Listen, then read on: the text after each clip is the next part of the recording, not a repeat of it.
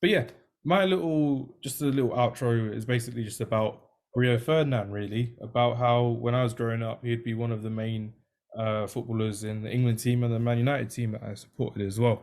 Yeah, So, realistically speaking, when you're looking at heroes in this Black History Month that we have in United Kingdom as well, I know around the world they have it in different months over the years. When you're kind of looking at who you would look up to as not just a man or a black man or a footballer or anything, just be as a human being. And I thought at the time Rio Ferdinand was a great example because the first summer I saw him, he was playing for England in the 2002 World Cup and he scored against Denmark. And he was our main centre back with Martin Keown and also Campbell um, in the tournament, which was great. It was great to see how Rio Ferdinand was kind of leading by example, even at that young age as well. Really just setting the tone and again being a fellow Londoner, I was like, wow, this is quite cool. He's playing football for his country. He's then moved to Manchester United that same summer as well from Leeds United, and he'd already had a big career at Leeds United and West Ham as well.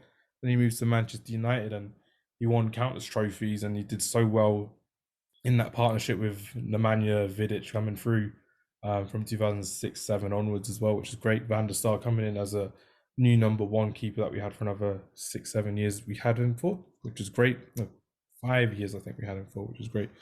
And then just really seeing how we kind of played the game of football as a centre back, because as we're looking at centre backs now, son, we're looking at probably a good 25 to 30% of centre backs kind of play like Rio Ferdinand do, playing out from the back, not really sprinting as much as they need to, more about positioning and having a good eye for the game at the time. And when you're kind of looking at people saying, "Oh, Van Dijk's much better than Ferdinand," or "Ferdinand never did this back in the day," or "Company never did this," and you're kind of looking at these people who are watching Rio Ferdinand, did they watch him day in, day out, or week in, week out? Like a lot of these Man United fans of like our generation did. I don't think they did. Because realistically speaking, he did most of the things that Van Dijk did, minus one or two goals here and there on a weekly basis against better attacking players, I would say, as well.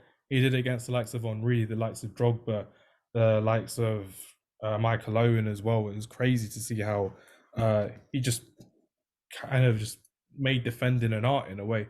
for me, he was world class. To be honest, I sort of watched him, next to Vidic especially.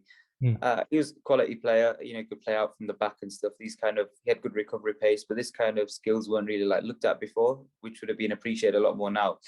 I think when it comes to comparing players, I mentioned it before, the biggest problem that you probably get is the recency bias. And that in the sense of that, because you've seen Van Dijk do it sort of like now kind of thing, you can't really compare it to how Ferdinand did it before because you're just seeing so much Van Dijk now and you've not obviously seen Ferdinand play and you can't appreciate it the same way unless you sort of think about it, properly kind of thing. So yeah, for me, the problem when you want to compare players like that is the recency bias that does kick in. But yeah, for me, you can't really put Van Dijk, up with Ferdinand yet. I mean, he can reach the levels. I'm not saying that he's not good enough. He's a world-class defender, but these players did it for a long time, a lot of longevity, and Van Dijk, he's had a few good seasons. You can't take that away from him, and he's come back quite strong from his injury too, which is interesting to see.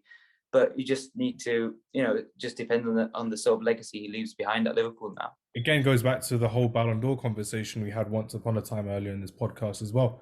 A lot of these people will be forgotten about unless like you're a big fan of them or you're a fan of the football team or the country as well. Because when you're looking back in history, you're looking at back all of these great centre backs or defenders, but there was no real recognition or individual recognition for them, which wasn't as good. And for me, kind of thinking about how um, like one of the games I went to was Sir Alex Ferguson's last ever home game. It was against Swansea, so was at 1-1, and Rio Ferdinand scored the winning goal in that Fergie time, the 90th minute, which was amazing, and the stadium erupted, which was great. That wasn't one of those reasons why I love that game and why I love Rio Ferdinand. One of the reasons why I loved it was because of the fact that he did it until he was like 34, 35 years old, and he did it from the age of like 19, 20. So again, when you're looking over the 11, 12 years he did it at the top level for England, for Manchester United as well.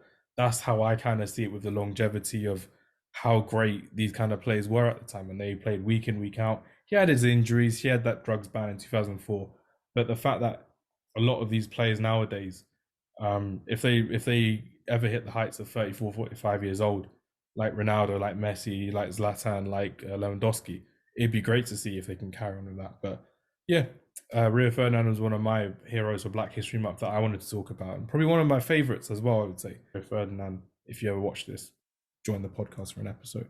Please